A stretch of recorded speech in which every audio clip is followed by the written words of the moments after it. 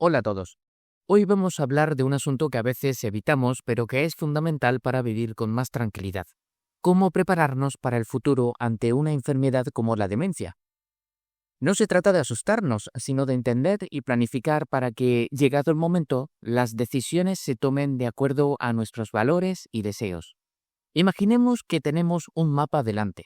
Este mapa representa el curso de la enfermedad, como el Alzheimer, que a menudo se presenta con cambios en la capacidad de pensar, recordar y desenvolverse.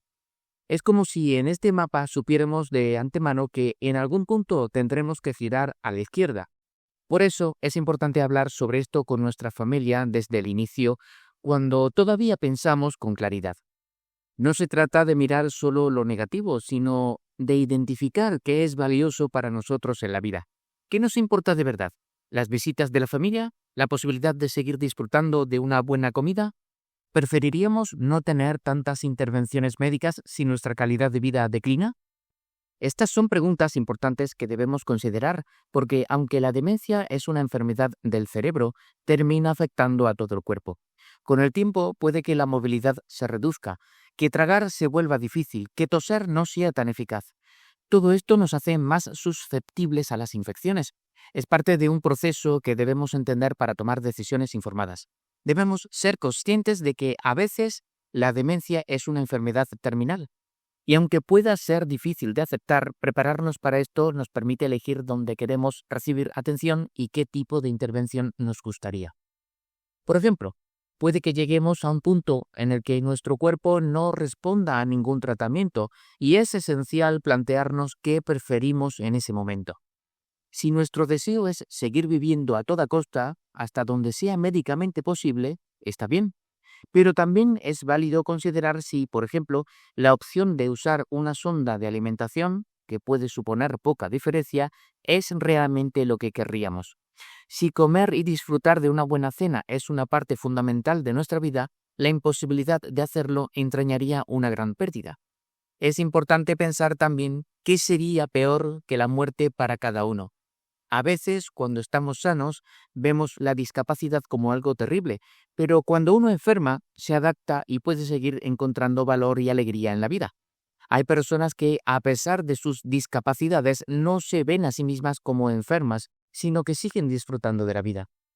Es importante que nuestras familias no se concentren solo en los detalles de los tratamientos y más bien se fijen en lo que es fundamental para nosotros: las visitas de las personas que queremos, pasar tiempo con nuestra familia, evitar largas estancias en el hospital.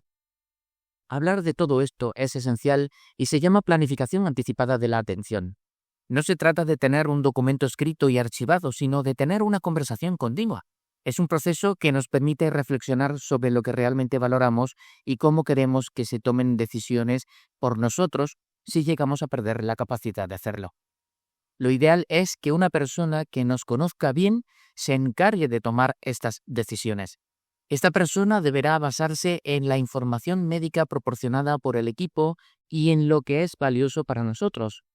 De esta forma podrá asesorar al equipo médico en función de lo que creemos que querríamos si estuviéramos en condiciones de hacerlo. A menudo los médicos les preguntan a los familiares: ¿qué querrías que hiciéramos por tu madre? La respuesta inmediata de la mayoría será: quiero que hagan todo por ella. Y es una respuesta lógica, pero la clave está en considerar otra pregunta.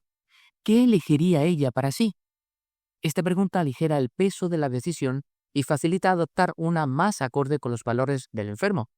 Y esta información es muy útil para los proveedores de atención médica porque ayuda a comprender y priorizar las preferencias del paciente y a ofrecer el mejor cuidado posible.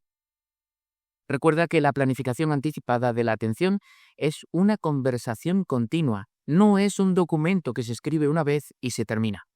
Nuestras preferencias y prioridades pueden cambiar y es importante que nuestra familia lo sepa. Así que animo a hablar, reflexionar y planificar juntos hasta donde sea posible. De esta manera se estará en las mejores condiciones para afrontar lo que venga con paz y tranquilidad. Esto es todo por hoy. Espero que hayas encontrado útil esta información y que vaya muy bien. Muchas gracias.